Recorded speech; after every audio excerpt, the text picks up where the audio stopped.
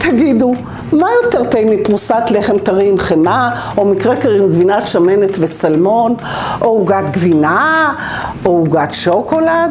ידעתם שאת כל זה אפשר להכין בלי קמח ובלי סוכר? שלום, אני רונית הנגבי, שפית שמתמחה בבישול קטוגני ובאפייה דלת פחמימות. לפני כ7 שנים התפרצה אצלי סוכרת פוסט-טראומטית, אחרי שבני האהוב דן נדרס למוות. בחיפושים אחרי ריפוי לגוף ולנפש התוודעתי לתזונה הקטוגנית שהצילה את חיי. אבל הדבר שהיה הכי חסר לי בתזונה היו מאפים שאני כל כך אוהבת.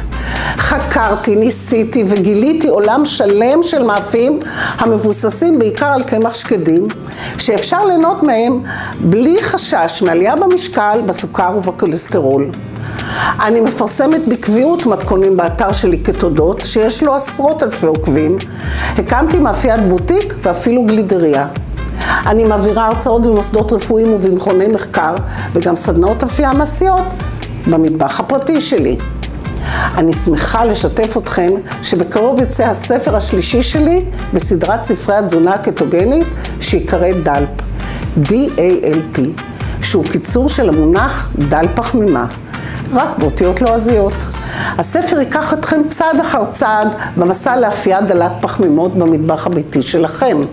בספר תמצאו פירוט של כל סוגי הקמחים, הבצקים, חומרי הגלם ושיטות העבודה, לצד שפע של מתכונים טעימים של לחמים, לחמניות, קרקרים, בורקסים, חטיפים ואפילו עוגות. תשאלו למי זה מתאים? לכולם. אבל בעיקר למעוניינים לרדת במשקל, לסוכרתיים, לצליאקים, לצמחונים וכמובן לקטוגנים.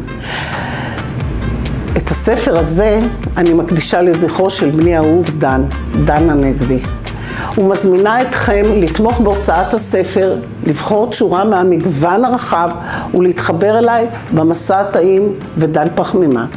תודה לכולכם מראש על התמיכה.